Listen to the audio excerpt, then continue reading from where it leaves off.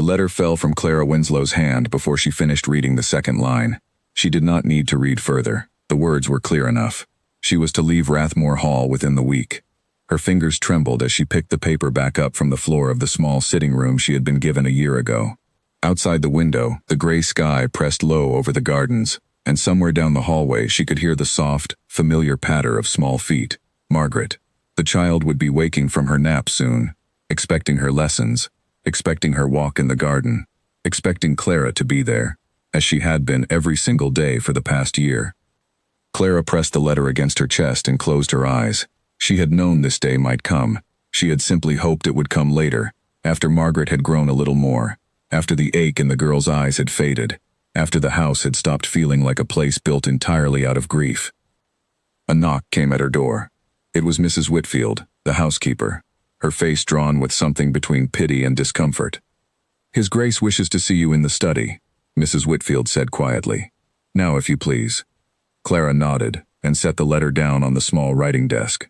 She smoothed her gray dress with both hands, though there was no wrinkle in it, and followed the housekeeper down the long corridor where portraits of Ashworth ancestors stared down with painted eyes that seemed to judge her with every step. The study door was already open when she arrived. Nathaniel Ashworth, the Duke of Rathmore, stood by the window with his back to the room, his tall frame outlined against the pale light. He did not turn when she entered. "You received my letter," he said. "It was not a question." "I did, Your Grace." "Then you understand the arrangement is final. Mrs. Fenwick has raised concerns about your conduct, and given the circumstances of this household, I cannot risk further scandal attaching itself to my daughter's name." Clara's throat tightened, but she kept her voice steady. "May I ask what conduct has been called into question?" The Duke finally turned. His eyes, the color of storm clouds, studied her for a long moment before he answered. "It does not matter what was said. What matters is that my daughter's reputation, and this family's name, cannot bear even the suggestion of impropriety. You will be given a fair reference and a month's wages." "I trust that is generous enough." "Generous," Clara repeated softly, though the word tasted bitter. She thought of the nights she had sat beside Margaret's bed, when the girl woke crying for a mother she barely remembered. She thought of the mornings she had coaxed the child to eat when grief had stolen her appetite. She thought of the small victories. The first time Margaret had laughed since her mother's passing. The first time she had drawn a picture and proudly held it up for Clara to see. None of that, it seemed, counted for anything in this house. "Is there nothing I might say in my own defense?" Clara asked. "There is nothing to defend against," the Duke said, his voice flat. "This is simply how it must be." Clara studied his face, searching for some flicker of doubt, some sign that this decision troubled him as much as it troubled her. She found none. His expression was as closed as the heavy curtains behind him, and she understood then that arguing further would only lower whatever small dignity she had left. "Very well, Your Grace," she said, and dropped into a curtsy before turning to leave. "Miss Winslow." She paused at the door but did not turn around. "I trust you will make the transition easy for my daughter. Do not tell her more than necessary. Children forget quickly." Clara's hand tightened on the doorframe. Children forget quickly. She wanted to tell him how wrong he was, how Margaret still asked every single night whether her mother could see her from heaven, how the girl had nightmares that no nursemaid but Clara could soothe. But she said nothing. She simply walked out, her spine straight, her eyes burning with tears she refused to let fall until she reached the privacy of her own room. That evening, Clara sat at the small desk and began the impossible task of packing a year of her life into a single trunk. There was so little to show for it. A few books, some worn dresses, a small collection of pressed flowers Margaret had given her from the garden. Each item she folded felt heavier than it should have. A soft knock interrupted her. It was Mrs. Whitfield again, this time carrying a tray of tea she had not asked for. "I heard," the housekeeper said, setting the tray down. "I am sorry, Miss Winslow." "Truly." "Thank you," Clara said, though the words felt hollow in her mouth. "You know it was Mrs. Fenwick who spoke against you," Mrs. Whitfield added, lowering her voice as though the walls themselves might carry the words back to unfriendly ears. "She has been pushing her own daughter forward as the next governess. Some say she hopes for more than that, in time." Clara had suspected as much. Beatrice Fenwick was a distant cousin of the late Duchess, a woman who had attached herself to the household with the persistence of ivy on old stone. Her visits had grown more frequent since the Duchess's passing, and her daughter Louisa was often paraded before the Duke at dinner, dressed in the latest fashions, laughing a little too brightly at his every word. "It does not matter now," Clara said, folding another dress into the trunk. The decision has been made. He is not a cruel man, Mrs. Whitfield said gently. Only a wounded one. Since her grace passed, he has shut himself away from anything that might remind him of what he lost. I think, in his own way, he believes he is protecting Margaret by keeping people at a distance. Then he is protecting her from the very thing she needs most, Clara said, before she could stop herself. She immediately softened her tone. Forgive me, I should not speak so plainly of my employer. Mrs. Whitfield only patted her hand. Get some rest, dear. Tomorrow will be difficult enough as it is. But rest did not come easily that night. Clara lay awake, listening to the wind moving through the old trees outside her window, thinking of all the moments she would miss, the way Margaret's small hand fit into hers on their morning walks, the sound of her laughter echoing through the nursery, the way she had begun, just weeks ago, to sleep through the night without waking in fear. She thought too of her own history, the reason she understood Margaret's grief so completely.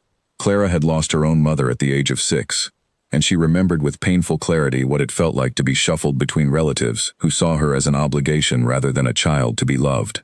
She had promised herself, the day she first held baby Margaret in her arms as a young nursemaid brought in to assist with the newborn, that she would never let the girl feel unwanted the way she once had. Now she was being asked to leave, and there was nothing she could do to stop it. The days that followed passed in a haze of quiet preparation. Clara continued Margaret's lessons as though nothing had changed, teaching her letters and simple sums, reading to her from the worn storybook they had nearly finished together. She did not tell the child the truth, not yet, though the weight of the secret pressed on her chest with every smile she forced. Louisa Fenwick, meanwhile, had begun appearing in the nursery under the guise of getting to know her future charge. She was polite enough in front of the Duke, but the moment his back was turned, her manner grew cold and dismissive toward both Margaret and Clara alike. You will find her difficult at first, Clara overheard Louisa telling her mother in the hallway one afternoon. But I am sure once Miss Winslow is gone, she will forget her quickly enough, just as His Grace said. Clara's hands curled into fists at her sides, but she said nothing. There was no use fighting a battle that had already been decided. On the third evening, as Clara tucked Margaret into bed, the little girl reached up and wrapped her small arms around Clara's neck. Will you read to me tomorrow too? Margaret asked, her voice heavy with sleep. Clara's heart broke a little more with each word. Of course, my dear, she said softly, unable to bring herself to say anything else. Sleep now. She stayed by the bedside long after Margaret had drifted off, watching the gentle rise and fall of her small chest, memorizing every detail of her face, the soft curls that fell across her forehead, the faint dusting of freckles across her nose that had appeared with the summer sun. 4 more days, Clara thought. 4 more days and this would all be nothing but a memory. Downstairs, she could hear the low murmur of voices from the drawing room, the Duke's deep tone mixed with the lighter, practiced laughter of Beatrice Fenwick. Clara closed the nursery door softly behind her and made her way to her own room, feeling more alone than she had in a very long time. As she passed the long gallery of family portraits, she paused before the painting of the late Duchess, a beautiful woman with kind eyes very much like her daughter's. Clara had never known her, but she had heard the servants speak of her fondly. A warm and gentle soul who had brought light into this grand but cold house. It seemed cruel that her death had left it colder still, and crueler yet that the very people who might have brought some warmth back into it were being cast aside. I am sorry, Clara whispered to the painted face, though she was not entirely sure whom she was apologizing to. The Duchess, Margaret, or perhaps herself. I tried. She continued down the hallway, unaware that behind the study door, the Duke stood with a glass of untouched brandy in his hand, staring at nothing, his mind far from the papers scattered across his desk. Something about the conversation with Mrs. Fenwick that evening had left him unsettled, though he could not quite name why. Louisa's words about Margaret forgetting quickly echoed strangely in his ears, sitting uneasily alongside a memory of his daughter's face the day her mother had been laid to rest, a face that had shown no forgetting at all, only a grief too large for such a small body to carry. He told himself it did not matter. The decision was made, and a Duke did not go back on his word simply because a servant's departure left an inconvenient silence in the house. And yet, as the days passed and Clara's final morning drew closer, he found himself watching his daughter more closely than he had in months, noticing things he had somehow missed before. How she now spoke in full sentences, how she had stopped flinching at loud noises, how there was, for the first time since her mother's passing, a steadiness to her that had not been there before. He did not yet understand what that steadiness had cost, or who had built it. patiently, day by day, with nothing more than kindness and time. But he was about to find out, in a way he never expected, on the very morning Clara was meant to walk out of Rathmore Hall for the last time. The morning Clara was meant to leave arrived gray and quiet, the kind of morning that seemed to hold its breath. Her trunk stood packed and closed by the door, a small, sad monument to the year she had spent within these walls. She had risen before dawn, unable to sleep, and had already dressed in her traveling clothes long before the household stirred. She had decided, after much thought, that she would not wake Margaret to say goodbye. It seemed kinder, somehow, to let the child sleep through it, to spare her the sight of Clara walking out the front door with her belongings, never to return. Mrs. Whitfield had arranged for the carriage to arrive at 8 o'clock, and Clara intended to be gone before the rest of the house had even finished breakfast. She was wrong. A scream tore through the silence of the upper floor just after 7, sharp and full of terror. Clara's heart lurched, and she was moving before she even realized it, running down the hallway toward the nursery, her traveling boots echoing against the polished floor. She threw open the door to find Margaret sitting upright in bed, her small body shaking, tears streaming down her face, her eyes wide with the particular kind of fear that only comes from a nightmare too real to shake off. "Margaret," Clara breathed, rushing to the bedside. "I am here. I am here." The little girl turned, and the moment her eyes found Clara's face, something in her seemed to break open. She scrambled out of the tangled sheets and threw herself forward with such force that Clara barely caught her in time. "Don't go," Margaret sobbed into her shoulder, her small fists clutching fistfuls of Clara's traveling dress. "Please don't go, Mama. Don't go." The word landed in the room like a stone dropped into still water, sending ripples through everything it touched. "Mama."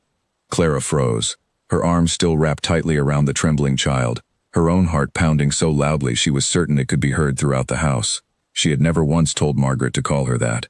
She had been careful, always, to remind the girl gently of who her true mother had been, to keep photographs of the late Duchess in the nursery, to speak of her with warmth whenever Margaret asked. And yet here, in this raw and unguarded moment of fear, the word had come without hesitation, as natural as breathing. "I am here," Clara whispered again, pressing a kiss to the top of Margaret's head, unable to say anything else past the lump rising in her throat. "I am here, my darling. It was only a dream." She did not notice, at first, the figure standing in the doorway. Nathaniel Ashworth had been passing the nursery on his way down for an early meeting with his steward when the scream reached him. He had rushed toward the sound with the same instinctive panic any father might feel, ready to face whatever danger had frightened his daughter. What he found instead stopped him cold in the doorway, his hand still gripping the frame. Margaret, his daughter, the child who had not called anyone Mama since the day her mother was laid to rest, was clinging to Clara Winslow with the desperate strength of a drowning child holding onto driftwood. And Clara, the woman he had coldly dismissed only days before, was holding her back with a tenderness that seemed to come from somewhere far deeper than duty. He did not move. He did not speak. He simply stood there, watching, as something inside him that had been locked away for over a year quietly began to crack. Clara finally became aware of his presence and looked up, her face pale, her arms still wrapped around Margaret. For a long moment, neither of them said anything. The only sound in the room was Margaret's slowing sobs and the soft creak of the old house settling around them. "Your Grace," Clara finally managed, her voice unsteady. "Forgive me. I did not mean for her to hear me leaving. I only came when she screamed." The Duke's eyes moved from Clara's face to his daughter's, still buried against Clara's shoulder, her small body finally beginning to still. "What did she call you?" he asked quietly. Though he had heard it clearly enough, he needed to hear it again, needed to know he had not imagined it. Clara hesitated. "I do not know why she said it. I have never encouraged such a thing, Your Grace. I swear it. I have always spoken to her of her true mother, always kept her memory close." "I did not accuse you of anything," the Duke said, though his voice had lost its usual sharpness. He stepped further into the room, his gaze fixed on his daughter. "Margaret." The little girl lifted her head at the sound of her father's voice, her cheeks still wet with tears, and for a moment she looked almost afraid, as though she had done something wrong. "Papa," she whispered. "Come here," he said gently, and Clara, understanding, loosened her hold enough for Margaret to slide off the bed and cross the room to her father. He knelt down to meet her at eye level, an action so unusual for him that Clara found herself watching in quiet disbelief. "Did you have a bad dream?" he asked softly. Margaret nodded, her lower lip trembling. "I dreamed Mama was leaving again, like before, and I couldn't stop her. She glanced back toward Clara, fresh tears welling in her eyes. And then I woke up and she really was leaving. I saw her trunk. The Duke's jaw tightened, and for the first time, Clara saw something shift behind his eyes, a recognition perhaps of just how deeply his decision had already begun to wound his daughter, before it had even been carried out. I see, he said quietly. He looked up at Clara, his expression unreadable. Miss Winslow, might I speak with you in the hallway? Clara nodded, gently smoothing Margaret's hair before rising to follow him. I will only be a moment, sweetheart, she promised. And Margaret, though clearly reluctant to let her out of sight, allowed Mrs. Whitfield, who had just arrived breathless at the door, to sit with her instead. Out in the corridor, the Duke closed the nursery door partway and turned to face Clara, his expression a complicated mixture of confusion and something she could not quite name. I did not realize, he began, then stopped, seeming to search for the right words. I did not realize how deeply she had come to depend on you. She lost her mother very young, Your Grace, Clara said carefully. Children grieve in ways adults sometimes fail to notice. I have simply tried to give her stability, nothing more. You called yourself Mama in that room, he said, though his tone held no accusation now, only a strange, quiet curiosity. I did not, Clara corrected gently. She called me that. I have never claimed such a title, nor would I presume to. The Duke studied her for a long moment, and Clara found herself holding her breath under the weight of his gaze. There was something different in the way he looked at her now, something that had not been there in his study days before, when he had spoken to her with such cold finality. The carriage is meant to arrive within the hour, he said finally. Yes, Your Grace. He was quiet for a moment longer, his eyes drifting toward the closed nursery door, beyond which they could still hear the soft murmur of Mrs. Whitfield, trying to comfort Margaret. I find myself reconsidering the timing of your departure, he said slowly, as though the words cost him something to speak aloud. Perhaps a week's delay would not be unreasonable. Margaret has clearly had a difficult morning, and I would not wish to add to her distress unnecessarily. Clara's heart lifted with a hope she had not allowed herself to feel in days, though she was careful to keep her expression composed. Whatever you think best, Your Grace. I will inform Mrs. Fenwick that circumstances have required a brief postponement, he continued, more to himself than to Clara. There is no need to explain further than that. Thank you, Your Grace, Clara said softly. He nodded once, curt and formal again, as though he had already said more than he intended, and turned to walk back toward the stairs. But he paused at the top step, his hand resting on the banister, and looked back at her. Miss Winslow. Yes, Your Grace. Whatever she called you in there, he said, his voice lower now, almost hesitant. I would ask that you not correct her again. Not today, at least. She has had enough taken from her for one morning. Clara felt something warm bloom in her chest, a feeling she quickly tried to suppress, unsure what to make of it. As you wish, Your Grace. He descended the stairs without another word, leaving Clara standing alone in the corridor, her packed trunk still waiting by her door, though now, perhaps, not for as long as she had feared. She returned to the nursery to find Margaret curled against Mrs. Whitfield's side, her small face streaked with dried tears but calmer now, her breathing steady. Is everything all right, dear? Mrs. Whitfield asked, searching Clara's face for some sign of what had passed in the hallway. I believe so, Clara said, though she herself was not entirely certain what had just happened, only that something had shifted, quietly and unexpectedly, in the space of a single morning. Margaret looked up at her, hope flickering uncertainly in her red-rimmed eyes. Are you still leaving? Clara knelt down beside her, taking the small hands in her own. Not today, she said gently. Not today, my darling. Margaret's face broke into the first real smile Clara had seen from her in days, and she threw her arms around Clara's neck once more, this time in joy rather than fear. Over the child's shoulder, Clara caught sight of the late Duchess's portrait hanging at the end of the hall, visible through the open nursery door, and for a strange, fleeting moment, she thought the painted eyes seemed almost grateful. Downstairs, the Duke sat alone in his study, the door closed, a letter meant for Mrs. Fenwick half written on the desk before him. He set down his pen and stared at the wall for a long while, turning over the morning's events in his mind. He told himself the postponement was only practical, only meant to spare his daughter further upset during an already difficult transition. He told himself it had nothing to do with the way Clara Winslow had looked at his daughter, or the steadiness in her voice even as her own future had been thrown into uncertainty, or the strange, unfamiliar warmth that had stirred in his chest at the sight of them together. He told himself many things that morning. He was not yet ready to believe the truth of any of them.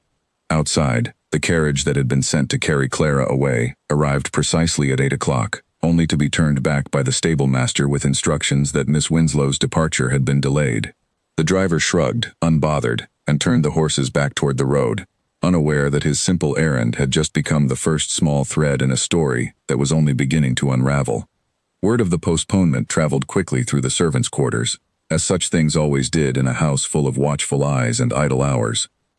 By midday, nearly everyone below stairs knew that Miss Winslow's trunk had been carried back up to her room, and that the little Lady Margaret had called her mamma in front of the Duke himself.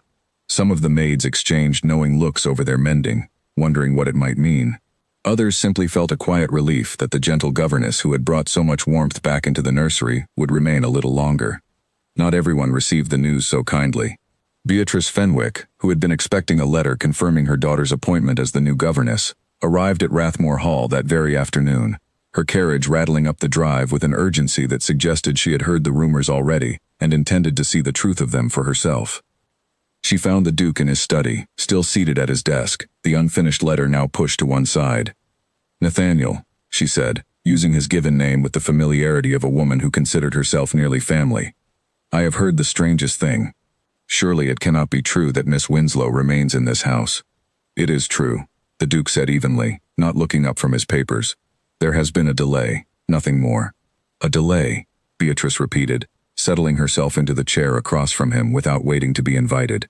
"Nathaniel," we agreed. "Louisa has already begun preparing herself for the position. She has purchased new dresses suitable for the schoolroom. She has been reading the very books you said Margaret ought to study next." "Circumstances changed this morning," the Duke said, his tone leaving little room for further discussion. "Margaret had a difficult night. I judged it unwise to introduce further disruption so soon." Beatrice's eyes narrowed slightly, though her voice remained sweet as ever. "You must not let sentiment cloud your judgment. Servants come and go, Nathaniel. Children adjust. It would be far worse to let the girl grow too attached to someone who was always meant to be temporary." Something in her words struck the Duke oddly, though he could not have said why in that moment. He set down his pen and looked at her directly for the first time since she had entered the room. "The delay is only a week. I see no reason to discuss it further."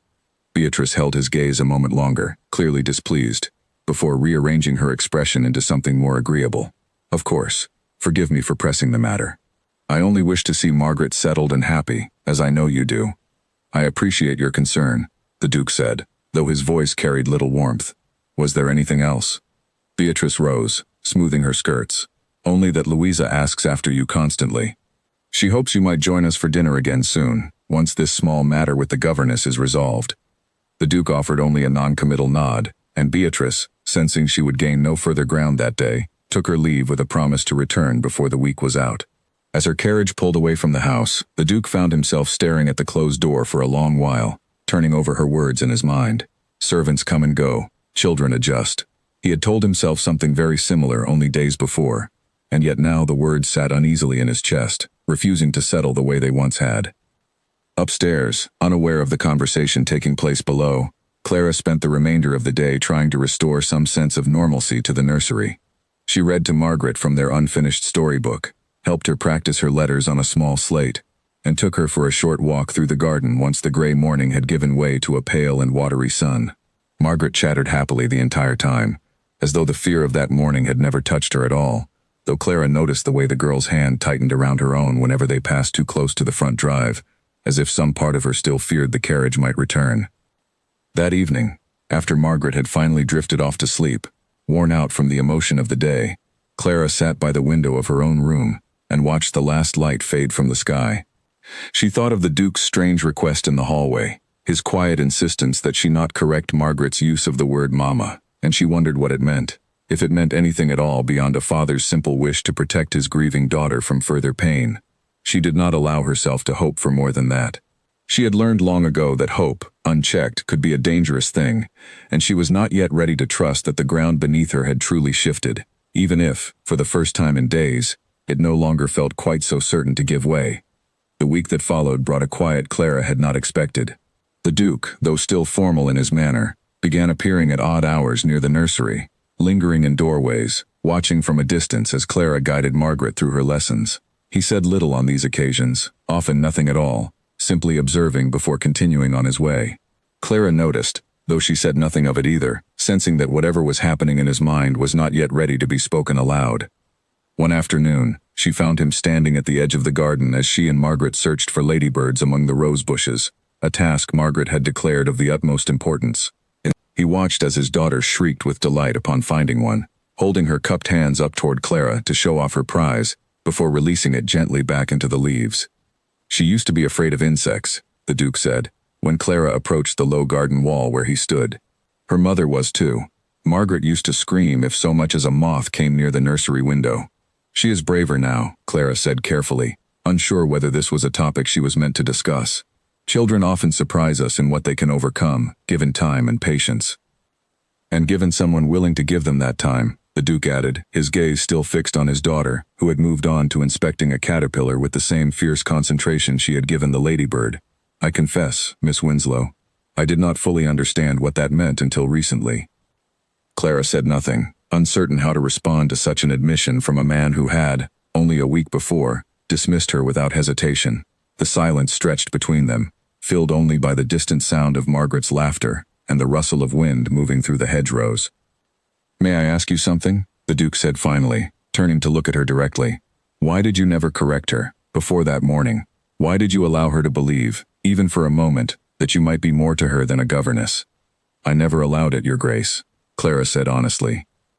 I have always spoken of her mother with love and respect. I have kept her memory alive in every way I know how. But children do not always separate the roles we play from the comfort we provide. I could not control what Margaret felt in her heart, only guide what she understood with her mind. The Duke considered this for a long moment. My wife, he said slowly, as though the words were difficult to shape, was not always well suited to motherhood. She loved Margaret, I do not doubt that, but she found the demands of a young child overwhelming at times. There were long stretches when she kept her distance, leaving Margaret in the care of nursemaids for weeks on end. I think, in some way, Margaret has always understood that distance, even if she could not name it. Clara had not expected such a confession, and she found herself unsure of how to respond. Grief takes many forms, Your Grace. Perhaps Margaret grieves not only the mother she lost, but the closeness she never fully had. The Duke's jaw tightened, and for a moment Clara feared she had overstepped, but instead of anger, she saw something closer to recognition cross his face. You may be right, he said quietly. I had not considered it in those terms before. They stood in silence a while longer, watching Margaret move from flower to flower, entirely absorbed in her small world of insects and blossoms, blissfully unaware of the conversation taking place a short distance away. I owe you an apology, the Duke said eventually. I judged your conduct too harshly, based on rumor rather than observation. I see now that whatever concerns were raised against you were unfounded. Thank you, Your Grace, Clara said, surprised by the sincerity in his voice. Though I confess, I never learned exactly what those concerns were. The Duke hesitated, then shook his head slightly. It does not matter now. What matters is that my daughter has found something in you that she has not found elsewhere in a very long time. I would be a poor father indeed to take that from her without good cause. Clara felt her cheeks warm slightly under his gaze, and she looked away, busying herself with tidying a stray curl that had escaped Margaret's braid earlier that morning. I am grateful for the chance to remain, Your Grace. Margaret means a great deal to me as well. The Duke studied her for a moment longer before nodding once, as though satisfied by something in her answer, and turned to walk back toward the house, leaving Clara alone with her thoughts and the sound of Margaret's continued explorations among the roses. That evening, as she prepared Margaret for bed, Clara found herself thinking of her own childhood, a memory she rarely allowed herself to visit. She had been 6 years old when her mother died, much the same age Margaret had been when she lost her own. She remembered the cold silence that had followed, the relatives who took her in out of obligation rather than affection, the years spent feeling like a burden rather than a beloved child. She remembered, most of all, how desperately she had wished for someone, anyone, to hold her the way she now held Margaret each night, without hesitation or reluctance. It was that memory, more than any grand ambition, that had led her to governess work in the first place. She had wanted to give other children what she herself had never received, a steady presence, an unwavering kindness, a reminder that they were not alone in their grief. She had not expected, in doing so, to find herself so deeply attached to a child not her own, nor to find her own heart so entangled in the fate of a household she had once believed she would leave without a backward glance. Will you stay forever? Margaret asked sleepily, as Clara tucked the blankets around her small shoulders. Clara's heart clenched at the question, unsure how to answer honestly without making promises she was not certain she could keep. "I will stay as long as I am able, my darling," she said softly. "For now, that is a very long time indeed." Margaret seemed satisfied with this answer, her eyes already drifting closed, and Clara sat with her a while longer, watching the steady rise and fall of her small chest, before quietly slipping from the room. Days passed in this gentler rhythm, lessons and walks and quiet evenings, the household seeming to settle into a peace it had not known in a very long time. But peace, Clara had learned early in life, rarely lasted without challenge, and it was not long before the fragile calm began to show its cracks. Beatrice Fenwick returned to Rathmore Hall twice more that week, each visit growing slightly more pointed in its questions about Clara's continued presence. She brought Louisa along on the second occasion, dressed in a fine new gown, and made a great show of the girl's accomplishments over tea, her needlework, her knowledge of French, her skill at the pianoforte, all delivered with pointed glances toward the Duke, as though daring him to compare such refined talents against those of a mere governess. The Duke remained polite but distant throughout these visits, offering little encouragement to Beatrice's not-so-subtle suggestions. Still, Clara could not shake the uneasy feeling that grew each time the Fenwick carriage appeared in the drive, a sense that the peace she had found was more fragile than it seemed, built on ground that could shift again without warning. One afternoon, while Margaret napped, Clara took the opportunity to walk alone through the gardens, seeking a moment of quiet to settle her thoughts. She found herself near the old stone fountain at the far edge of the property, its water long since stilled, moss creeping slowly up its base. She sat on the low wall surrounding it, letting the silence of the garden wash over her. "I did not expect to find you out here alone," a voice said, and Clara looked up to find the Duke approaching, his hands clasped behind his back in the manner she had come to recognize as his habit when something weighed on his mind. "I needed a moment to think, Your Grace," Clara admitted. "Forgive me if I have wandered somewhere I ought not to be." "Not at all," he said, taking a seat on the opposite end of the low wall, an unusually informal gesture for a man so often bound by propriety. "This fountain was my wife's favorite spot in the garden. She used to sit here for hours, before Margaret was born, reading or simply watching the water." Clara glanced at the stilled fountain, imagining the woman from the portrait sitting in this very spot, and felt a strange kinship with her. Two women who had each, in their own way, found themselves bound to this house by circumstances beyond their choosing. "I have not come out here since her passing," the Duke continued, his voice quieter now. "I am not entirely certain why I came today. Perhaps some part of you needed to remember her gently," Clara offered, "rather than only through grief." The Duke was quiet for a long moment, considering this. "You have a way of seeing things clearly, Miss Winslow. It is not a quality I encounter often in this house." "I have had a great deal of practice looking past difficult surfaces, Your Grace," Clara said, a faint smile touching her lips. "It is, perhaps, the one advantage of a difficult childhood." He looked at her then with an expression she could not quite name, something between curiosity and quiet respect. "Tell me about it, if you are willing. Your childhood." Clara hesitated, unused to being asked such personal questions by a man of his station, but something in his manner, open and unguarded in a way she had not seen before, made her willing to answer.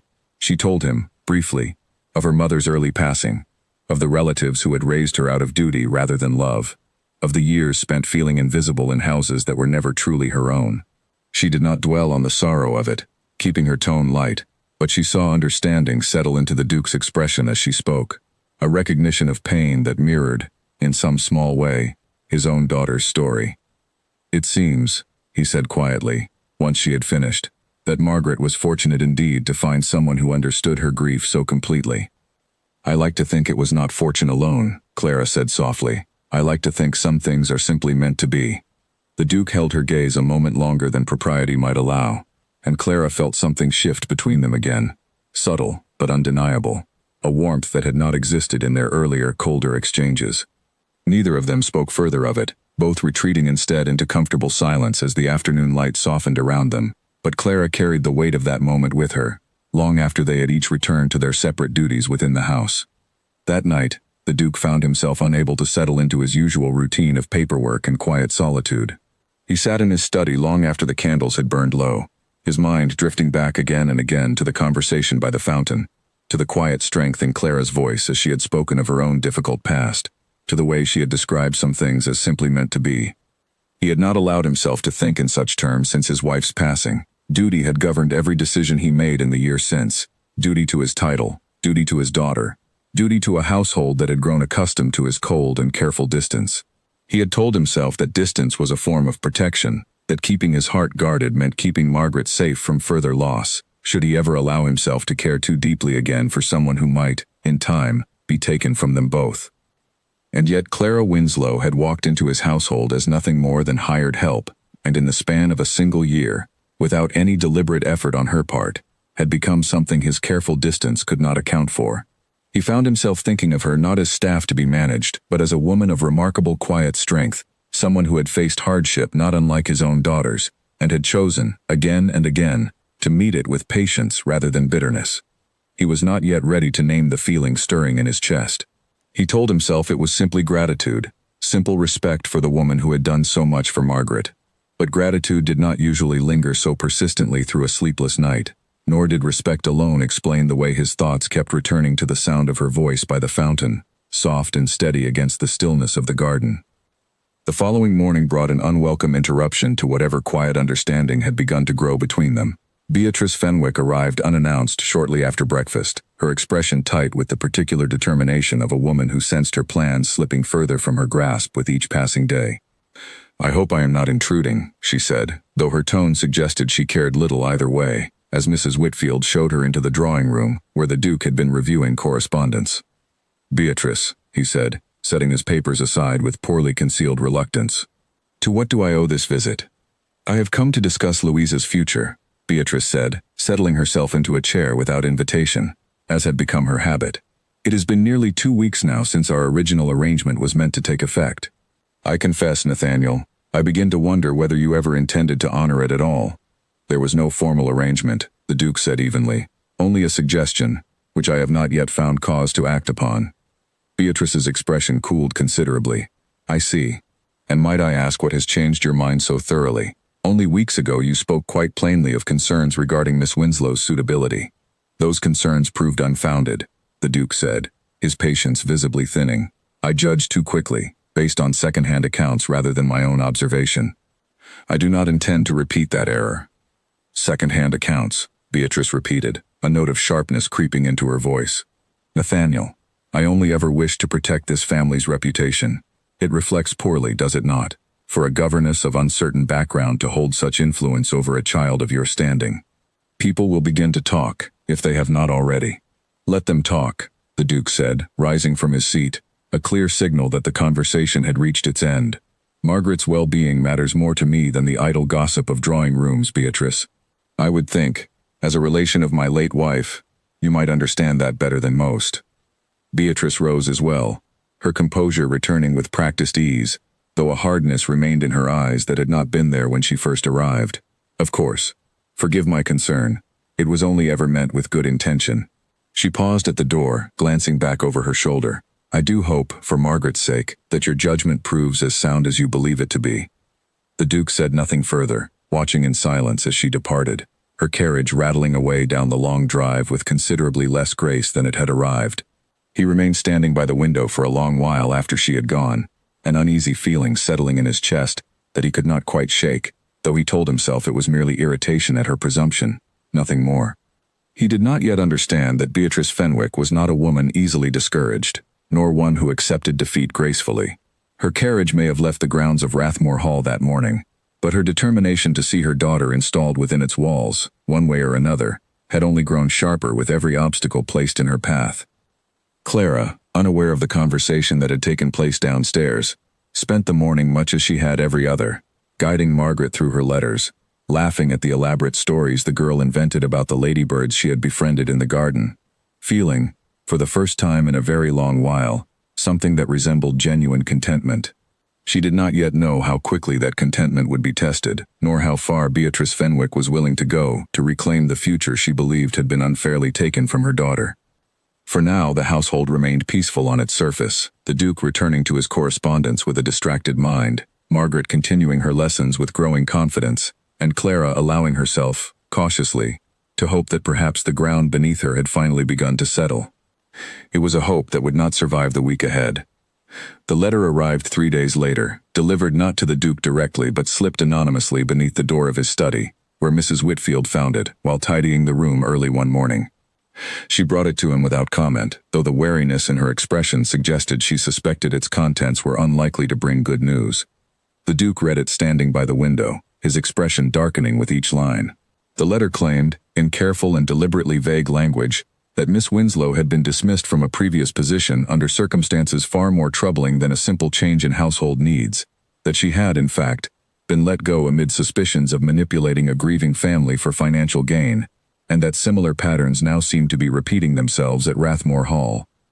There was no signature, no name attached to the accusation, but the Duke did not need one to guess its origin. The handwriting, though disguised, carried a familiar slant he had seen often enough on invitations and correspondence from Beatrice Fenwick.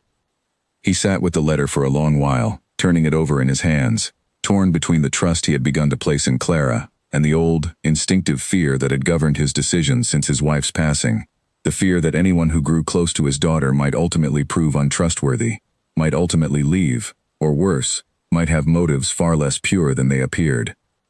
By the time he summoned Clara to his study that afternoon, his expression had returned to the cold formality she remembered from their very first meeting, and her heart sank the moment she saw it. "You wish to see me, Your Grace," she said, standing just inside the doorway, her hands clasped tightly in front of her. "I have received troubling information," the Duke said, his voice clipped, "regarding your conduct at a previous position. I would like you to explain it." Clara's brow furrowed in genuine confusion. "I am not certain what you mean, Your Grace. I have held only one previous position, as a nursemaid to a family in Surrey, before joining this household. I left that position when the family relocated abroad, on entirely amicable terms." "That is not what I have been told," the Duke said, sliding the letter across his desk toward her. "Read it yourself."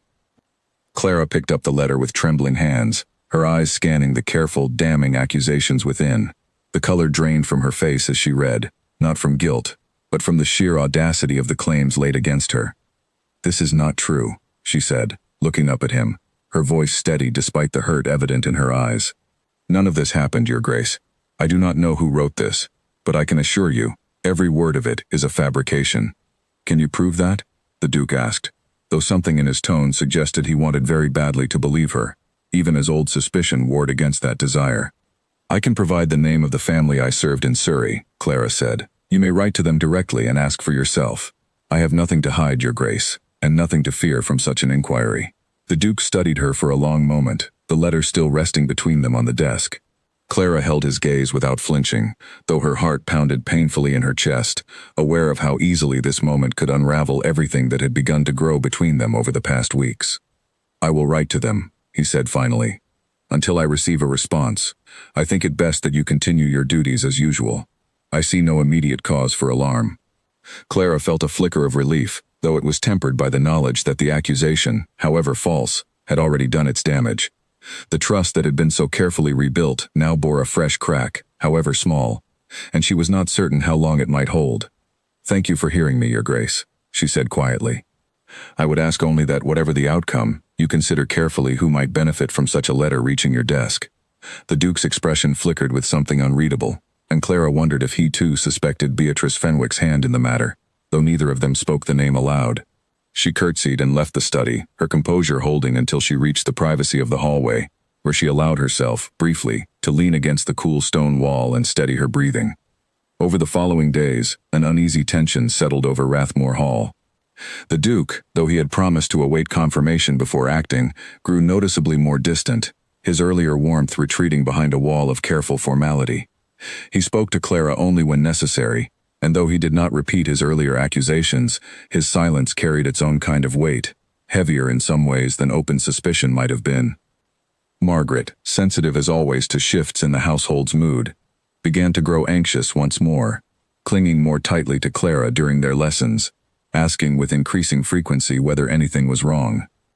Clara did her best to reassure her, though the effort of maintaining a calm and steady presence for the child's sake while her own future hung uncertain took a growing toll. It was Louisa Fenwick who finally revealed, however unintentionally, the truth behind the letter's origin.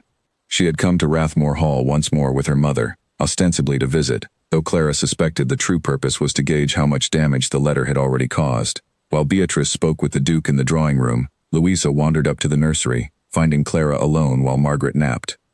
"You look tired, Miss Winslow," Louisa said, settling herself uninvited into the small armchair by the window, a faint smile playing at her lips that did not reach her eyes.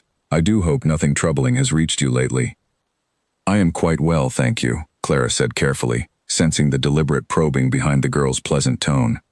"It must be difficult," Louisa continued, examining her gloves with studied casualness, "to have one's past called into question so publicly.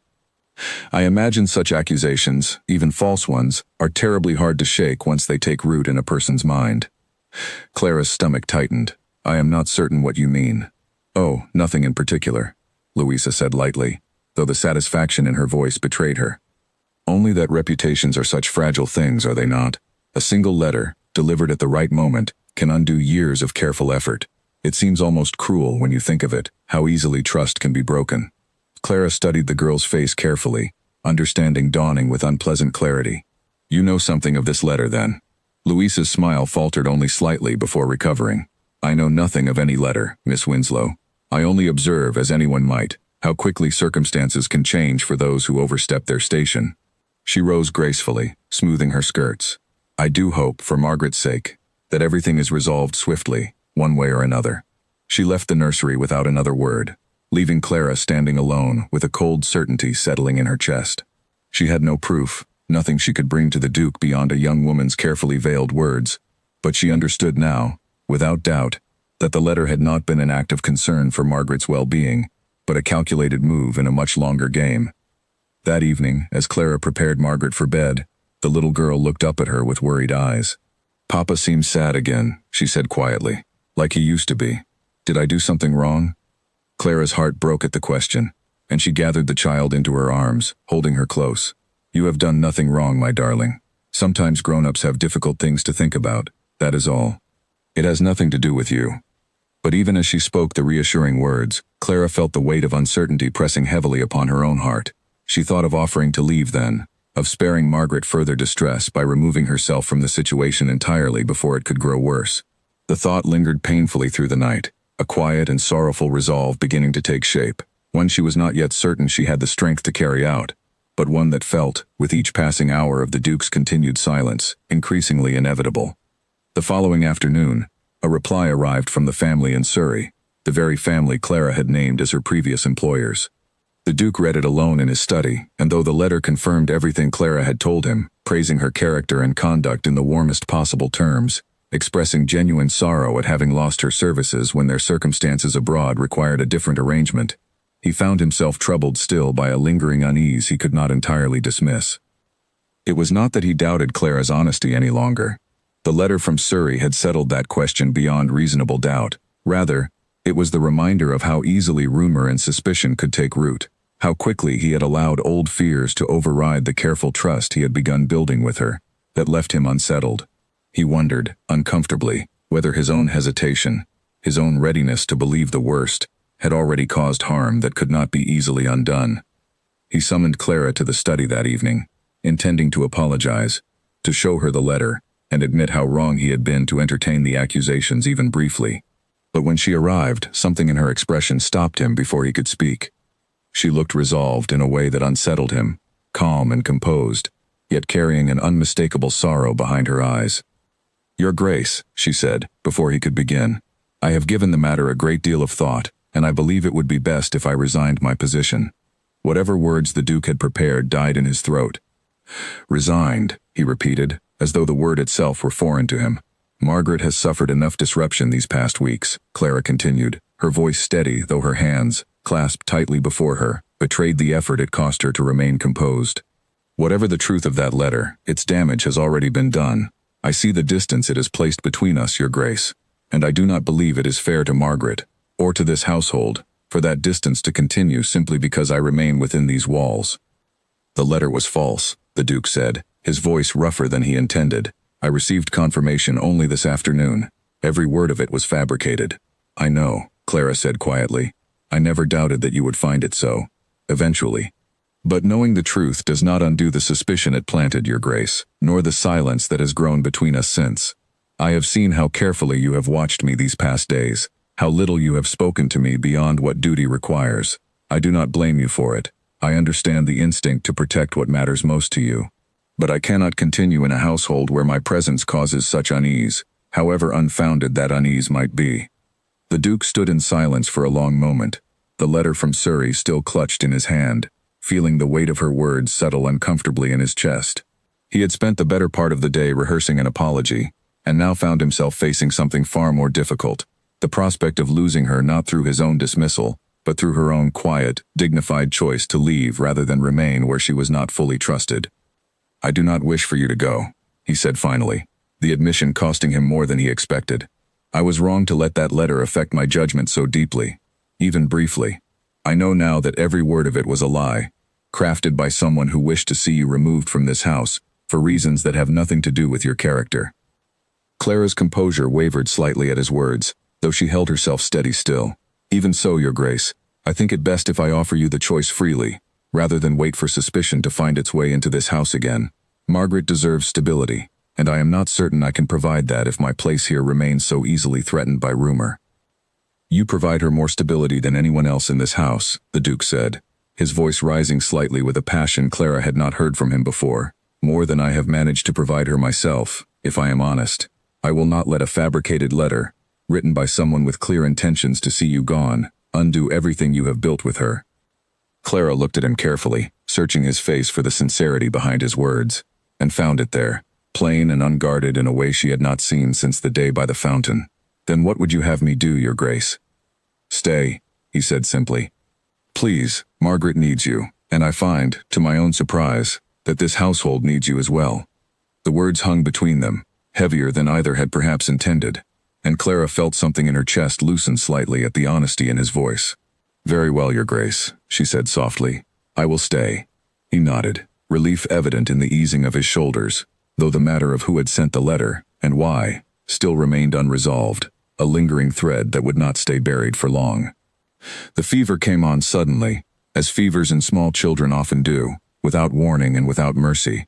Margaret had seemed perfectly well at supper, chattering happily about the drawing she had made that afternoon, a picture of the garden fountain surrounded by what she insisted were dancing ladybirds.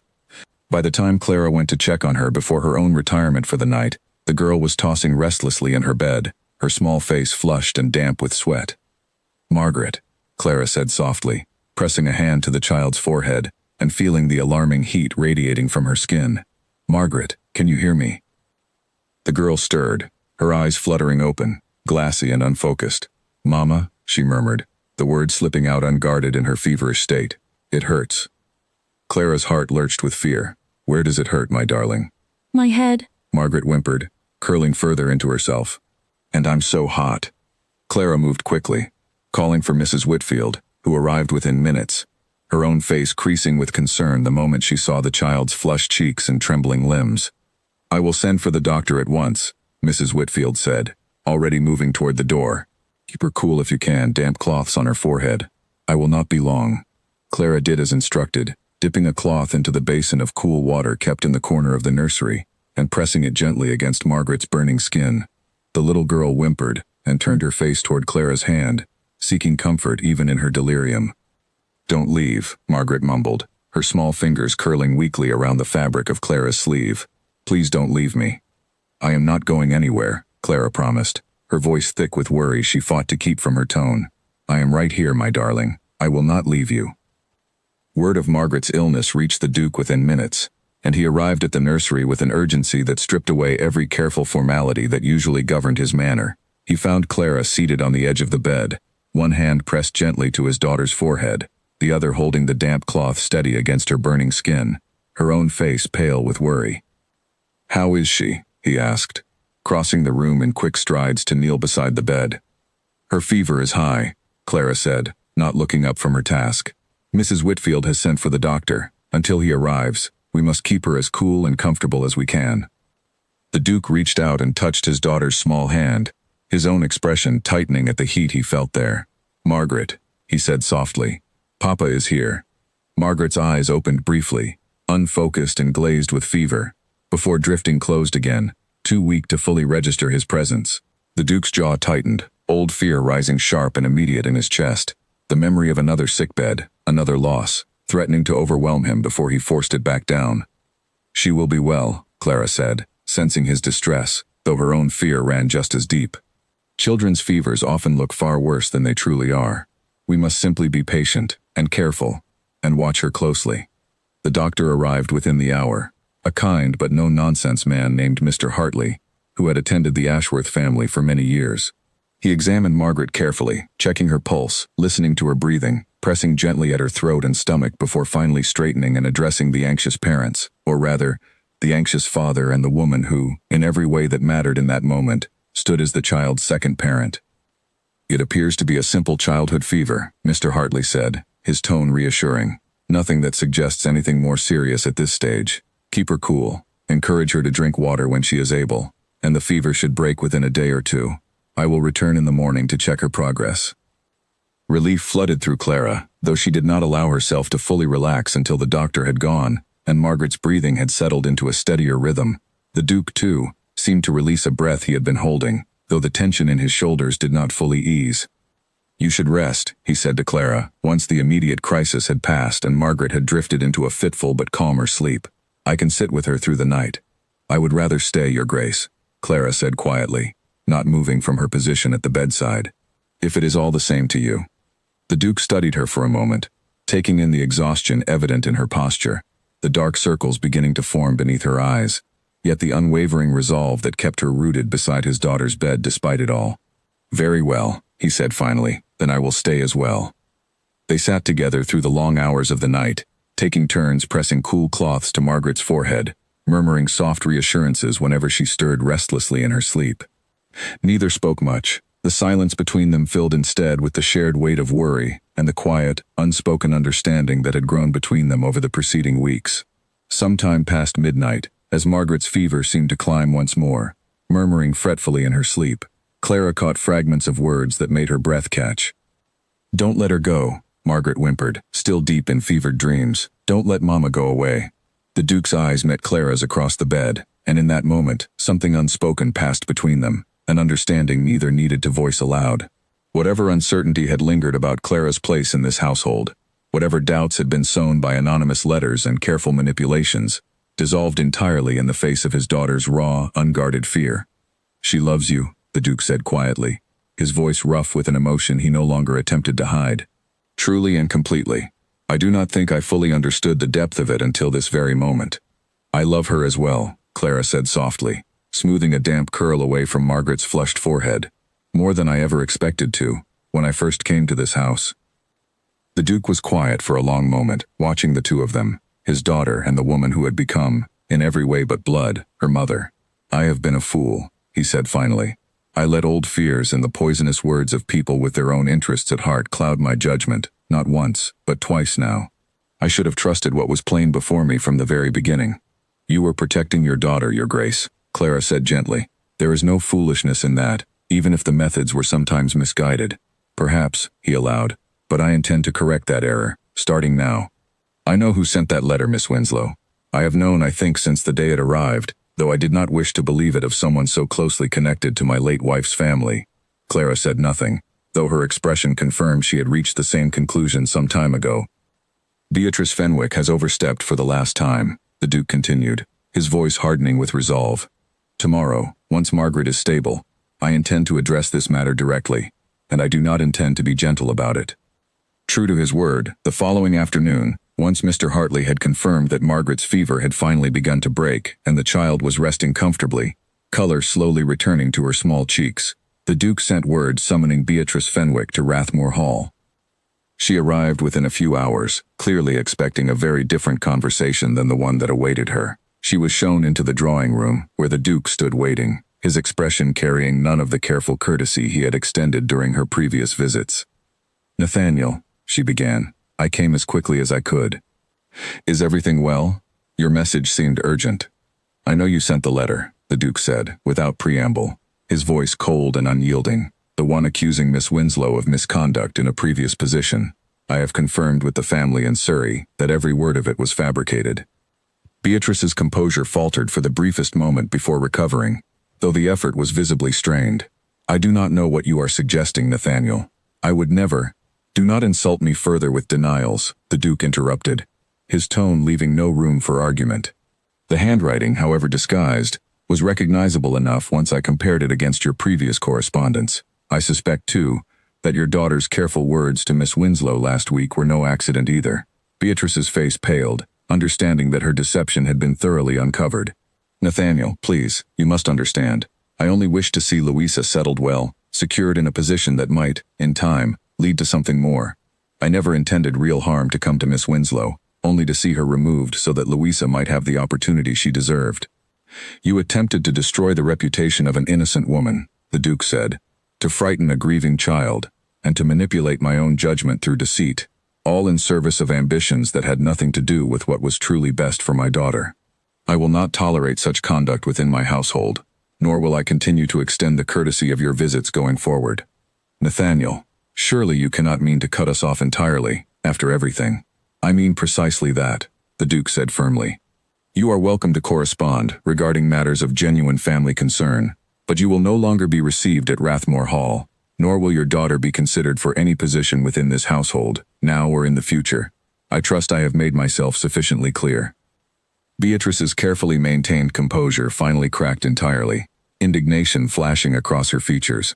You would choose a common governess over your own family connections, Nathaniel? Have you lost all sense of propriety?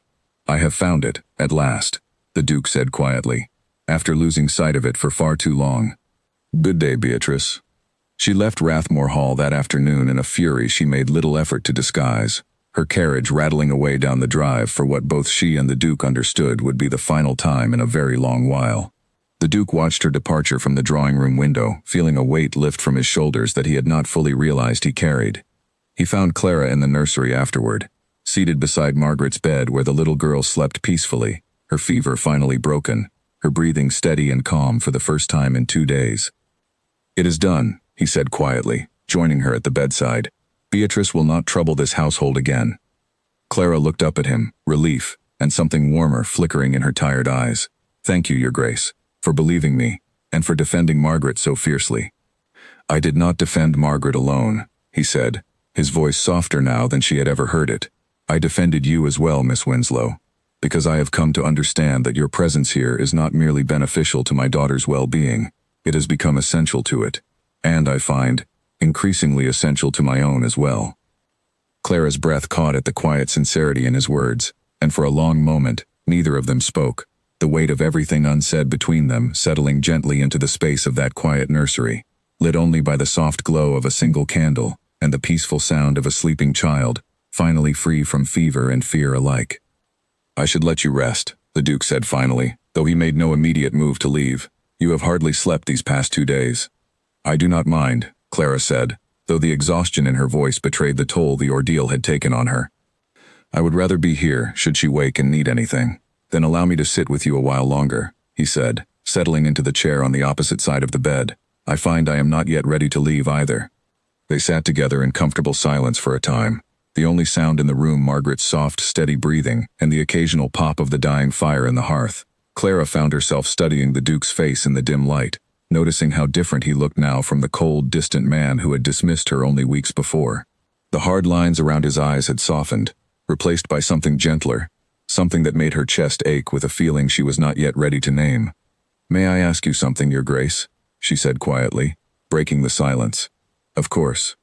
What changed your mind, truly? Not simply about the letter, or about Beatrice, but about all of it, about me. The Duke considered the question carefully before answering. I think, if I am honest, it began the very morning you were meant to leave, when Margaret called you Mama without hesitation. I told myself for days afterward that it meant nothing, that children attach themselves easily and forget just as quickly. But I watched you with her, day after day, and I saw something I had not seen in this house since before my wife's passing. I saw patience without complaint, kindness without expectation of reward, and a steadiness that asked for nothing in return except the chance to care for a child who was not even your own. Clara felt tears prick at her eyes, unexpected and unbidden. She is not merely a duty to me, Your Grace. I hope you understand that. I understand it now more clearly than I have understood anything in a very long time, he said softly, and I find myself grateful, more than I know how to properly express, that fate brought you to this house. however difficult the path here has been.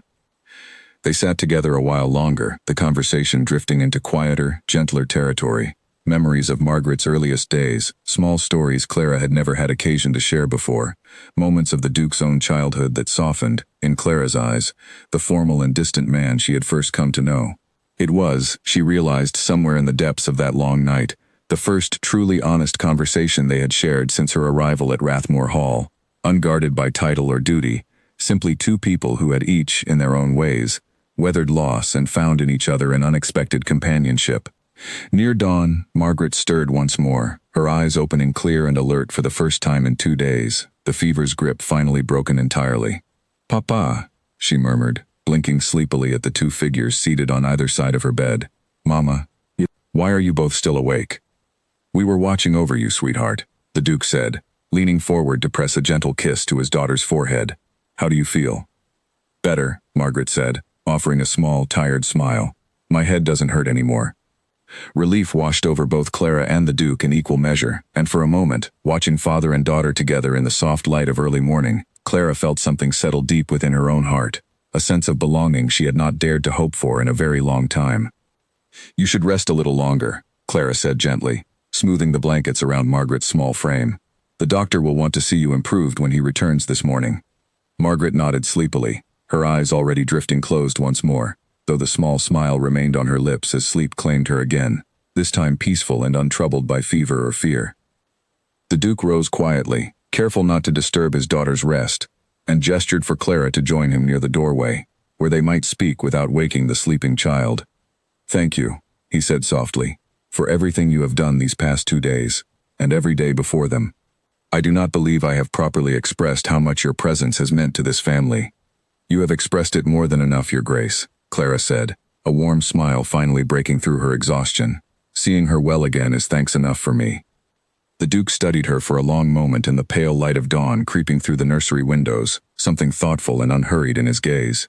"I find myself wondering," he said slowly, "what the future might hold for this household, now that certain obstacles have finally been cleared away." Clara felt her heart quicken at the implication behind his words, though she said nothing, uncertain whether she had understood him correctly, or whether such hope was still too fragile a thing to trust, so soon after everything that had passed between them. "Get some rest, Miss Winslow," the Duke said finally, stepping back with a small, unfamiliar smile of his own. "We will speak further once you have slept, and once Margaret has fully recovered. There is much, I think, that still needs to be said between us." Clara nodded, her own smile matching his, and retreated to her room as the first light of morning spread golden across the gardens below, carrying with it a quiet, cautious hope that had not existed in her heart for a very long time. Margaret recovered fully within a matter of days, her energy returning in bright, boisterous waves that filled the halls of Rathmore Hall with laughter for the first time in what felt like ages.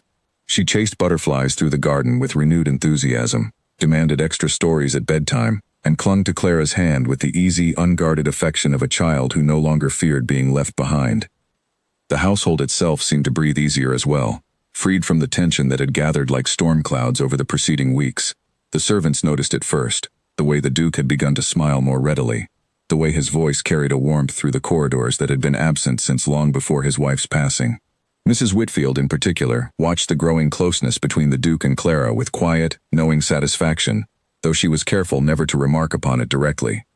It was nearly a week after Margaret's fever had broken that the Duke finally found the courage to say what had been building in his heart since that long night at his daughter's bedside. He had spent days turning the words over in his mind, uncertain how to properly express something so far outside the careful, measured life he had lived since his wife's death, a life governed by duty and grief rather than hope. He found Clara in the garden one afternoon, sitting on the low wall beside the old stone fountain, the very spot where they had first spoken so openly of their separate pasts.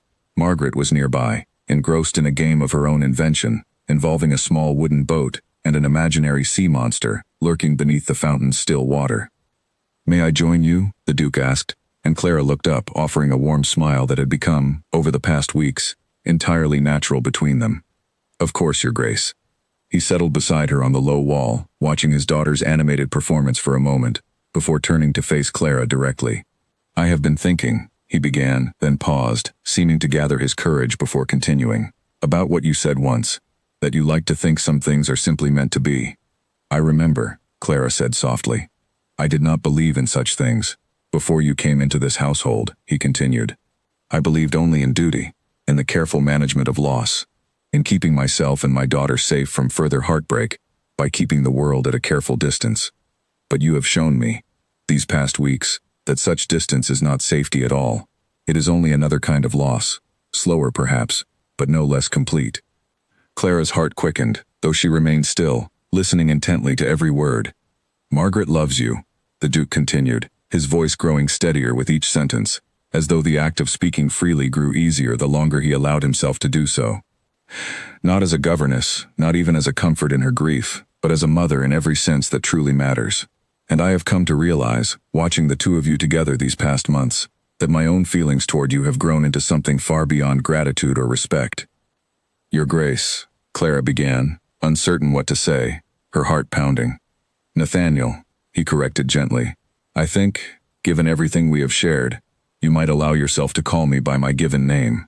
Nathaniel, Clara repeated softly, testing the unfamiliar intimacy of the word. I love you, he said simply, the words carrying none of the formal distance that had once defined every interaction between them. I have tried, these past weeks, to convince myself it was merely gratitude for your care of Margaret. But I know now, that is not the whole truth of it. I love you, Clara Winslow, for your strength, your patience, your quiet dignity in the face of every obstacle placed before you, and for the way you have brought light back into a house that had forgotten what light felt like. Tears welled in Clara's eyes, unbidden and overwhelming, as she absorbed the weight of his confession. She had not allowed herself to hope for such words, had guarded her own growing feelings carefully, aware of the vast distance between a duke and a penniless governess, aware of how easily such hopes could be crushed by the harsh realities of their different stations. I have loved you for some time as well, she admitted quietly, the words feeling both terrifying and freeing to speak aloud, though I told myself it was foolish to hope for anything beyond what I already had, the privilege of caring for Margaret, of remaining within this household. I did not dare to hope for more. Then allow yourself to hope now, the Duke said, reaching for her hand and holding it gently between his own. I know the difference in our stations presents challenges. I know there will be those, even beyond Beatrice Fenwick, who will question such a match, who will whisper and gossip and attempt to diminish what exists between us. But I find, after everything we have weathered together already, that I care very little for such opinions. Nor do I, Clara said, a smile breaking through her tears. I have spent my whole life being told my place in the world was small and unimportant. I find I am no longer willing to accept such limits, not when something as vast and true as this stands before me. The Duke reached into his coat and withdrew a small ring, simple but elegant, clearly chosen with careful thought rather than mere obligation. Clara Winslow, he said, his voice steady despite the emotion evident in his eyes. Would you do me the honor of becoming my wife, not merely as a match of convenience or practicality, but as a partner I have come to love with my whole heart, and as the mother Margaret has already chosen for herself in every way that matters? Clara's breath caught, joy and disbelief warring within her chest, as she looked from the ring to the man offering it, a man who had once coldly dismissed her from this very household, now kneeling before her with nothing but sincerity and hope in his eyes. Yes, she said, her voice breaking with emotion. Yes, Nathaniel, I will marry you. The Duke slipped the ring onto her finger with trembling hands, and for a moment, neither of them spoke, simply absorbing the reality of what had just passed between them. Two people who had each weathered profound loss finding, against all expectation, a future built not from grief but from genuine, hard-won love. It was Margaret who broke the moment, having abandoned her wooden boat entirely to observe the scene unfolding before her with wide, curious eyes. Papa, why is Mama crying? The Duke laughed, a full, unguarded sound that Clara realized she had rarely heard from him before, and gathered his daughter into his arms alongside Clara. She is crying because she is happy, sweetheart. I have asked her to be my wife. Would you like that? Would you like Mama to stay with us always, not just as your governess, but as truly your mother, in every way? Margaret's face lit up with an expression of pure, unrestrained joy. Forever? She asked, looking between her father and Clara with hopeful eyes. Forever, Clara confirmed, pulling the little girl close, tears of happiness still streaming freely down her cheeks. I promise you, my darling, forever. That night, after Margaret had finally been coaxed to sleep despite her excitement, Clara found herself sitting alone in her room, turning the ring on her finger, a small knot of doubt beginning to form beneath her joy. She had spent her whole life learning not to trust happiness too quickly, learning that good fortune could vanish as swiftly as it arrived.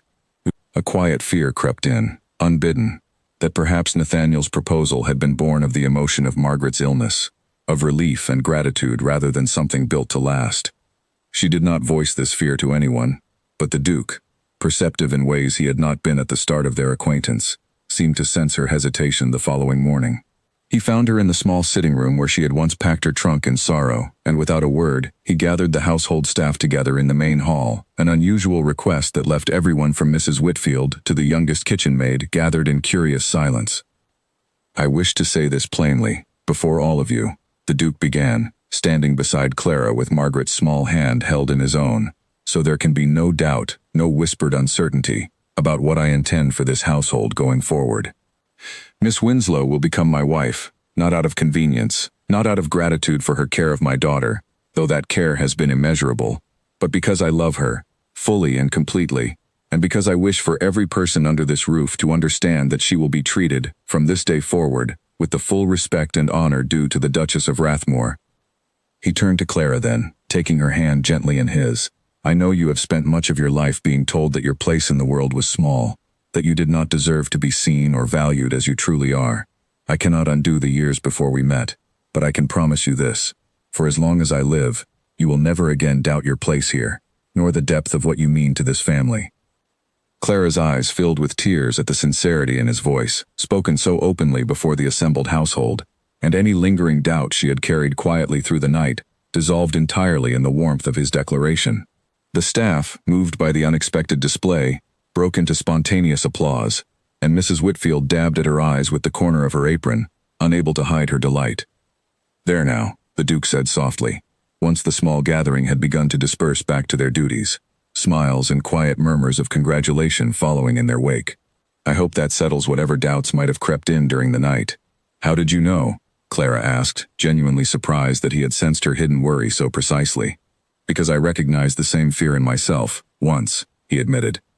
"The fear that happiness found too easily must surely be fleeting. I have learned, these past weeks, that such fear serves no purpose except to rob us of the very joy we are afraid to lose. I did not wish for you to carry that burden alone, not when I could so easily lay it to rest." The news of the engagement, and of the Duke's heartfelt declaration before the household, spread quickly through Rathmore Hall, met with genuine warmth from the staff who had watched Clara's quiet strength and dedication over the preceding year, and who had come to love her nearly as much as Margaret did. Mrs. Whitfield, upon hearing the news properly confirmed, embraced Clara with tears of her own, declaring that she had suspected as much for weeks, and was only glad to see her suspicions finally confirmed. Word inevitably reached Beatrice Fenwick as well, delivered through the careful gossip networks of the surrounding estates, though she made no attempt to contest the match or interfere further, understanding perhaps that her earlier schemes had cost her whatever influence she once held over the Duke's affections. She and Louisa retreated from local society for a time, their ambitions thoroughly and finally dismantled by their own overreach. In the weeks leading up to the wedding, a few voices among the wider society did indeed rise in quiet disapproval, murmurs at nearby estates about a duke lowering himself to marry his own daughter's governess. Nathaniel paid such talk no mind whatsoever, and his steady indifference to the gossip soon robbed it of whatever power it might once have held. Those who mattered most to him, the household that had watched Clara's devotion firsthand, and Margaret, whose joy at the match could not be contained, offered nothing but warm and genuine support, and in time, even the more distant corners of local society came to accept what could not be denied, that the match was built on something far sturdier than convenience or rank. The wedding, when it came, was a small and intimate affair, held in the chapel on the Rathmore estate grounds rather than the grand cathedral society might have expected for a duke's second marriage. Clara had insisted on simplicity, uninterested in elaborate spectacle, and the Duke, eager to honor her wishes in all things, agreed readily. The chapel was decorated simply with flowers gathered from the very garden where their love had quietly bloomed, roses and lavender arranged with careful, unpretentious beauty. Margaret served as flower girl, scattering petals down the aisle with the same fierce concentration she had once given to her ladybird hunts, beaming with pride at her important role in the ceremony. She wore a small crown of flowers in her hair, and when Clara walked down the aisle toward the Duke waiting at the altar, it was Margaret's joyful, uncontainable smile that Clara found herself watching most closely, more than the assembled guests, more than the Duke's own emotional expression, more than anything else in that small, sacred space. The ceremony itself was brief but heartfelt, the vows exchanged carrying a weight of genuine feeling that needed no elaborate words to convey their depth. When the Duke finally kissed his bride, the small gathering of servants and the few close friends who had been invited erupted into warm applause, and Margaret, unable to contain her excitement any longer, rushed forward to wrap her arms around both her father and her new mother in an enthusiastic embrace that drew laughter from everyone present. That evening, as the small wedding celebration wound down and the last of the guests departed, Clara found herself standing once more beside the old stone fountain, now newly appointed as the site of countless important moments in her new life. The Duke joined her there, no longer merely her employer or even her betrothed, but truly her husband now, his arm settling comfortably around her shoulders as they watched the last light of evening fade over the gardens. "I never imagined, the morning I packed my trunk to leave this house," Clara said softly, "that I would one day stand here as its Duchess." "Nor did I imagine," Nathaniel replied, pressing a gentle kiss to her temple, "that the woman I so nearly sent away would become the very heart of this family, the piece that had been missing since long before I even understood we were searching for it." Margaret, tired from the day's excitement but unwilling to miss a moment of the quiet evening, wandered out to join them, climbing up to sit between her parents on the low garden wall, her small head resting contentedly against Clara's arm. "I'm glad you didn't leave, Mama," she murmured sleepily, her eyes already drifting closed. Clara pressed a gentle kiss to the top of her daughter's head, her heart overflowing with a happiness she had never dared to hope for in all her years of quiet, careful survival.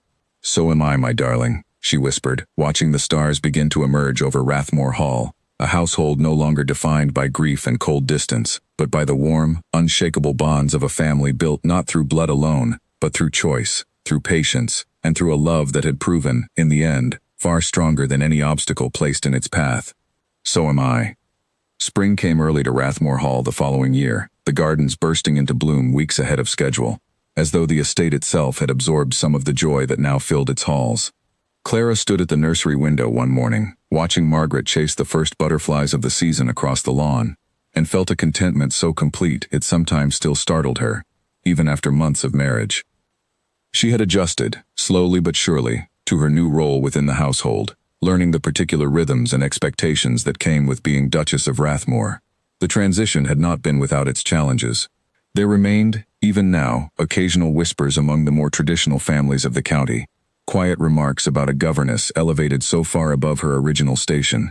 Clara had learned, with Nathaniel's steady support beside her, to let such comments pass without concern, understanding that the opinions of strangers mattered far less than the love and respect she had earned within her own home. Mrs. Whitfield had become something of a confidant over the months since the wedding, offering gentle guidance whenever Clara found herself uncertain about the particular demands of her new position. How to properly receive important guests, how to manage the household accounts alongside Nathaniel, how to navigate the subtle politics of county society without losing the genuine warmth that had always defined her character. Clara suspected, though she never said so aloud, that Mrs. Whitfield took a quiet, proud satisfaction in watching the once uncertain governess grow into her role with such grace. Margaret, too, had blossomed in the months since the wedding. The anxious, grief-stricken child Clara had first met a year and a half ago had given way to a bright, curious girl, secure in the knowledge that she was deeply loved by both her parents. She had taken to calling Clara Mama without any hesitation now, the word no longer carrying the fragile uncertainty it once had, but spoken freely and often, a simple truth rather than a fragile hope. "Mama," Margaret called from the garden below, spotting Clara at the window and waving enthusiastically. "Come see what I found." Clara smiled and made her way down to the garden, finding her daughter crouched beside the old stone fountain, now restored to working order at Nathaniel's request, shortly after their wedding, water bubbling gently once more for the first time in years. "Look," Margaret said proudly, pointing to a small nest tucked into the ivy, climbing the fountain's base, where a mother bird sat carefully atop a clutch of eggs. "Mrs. Whitfield says they will hatch soon." "How wonderful," Clara said, kneeling beside her daughter to admire the nest. "We shall have to check on them each morning and see how they grow." Nathaniel joined them a few moments later, having finished his morning correspondence, and settled onto the low wall beside the fountain, watching his wife and daughter with the same quiet contentment that had become his most frequent expression since their marriage. "You look well today," he said to Clara, reaching for her hand as she rose from examining the bird's nest. I feel well, she said, returning his smile. There is a certain peace to this house now that I did not think possible when I first arrived here.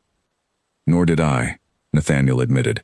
I spent so many years believing that peace and happiness were things belonging to my past, lost forever, with my first wife's passing. You have shown me otherwise, in more ways than I can properly count. Their conversation was interrupted by the arrival of a letter, delivered by one of the footmen, which Nathaniel read with a slight furrow forming between his brows. What is it? Clara asked, noting his expression. News from Beatrice Fenwick, he said, scanning the letter briefly, before folding it closed.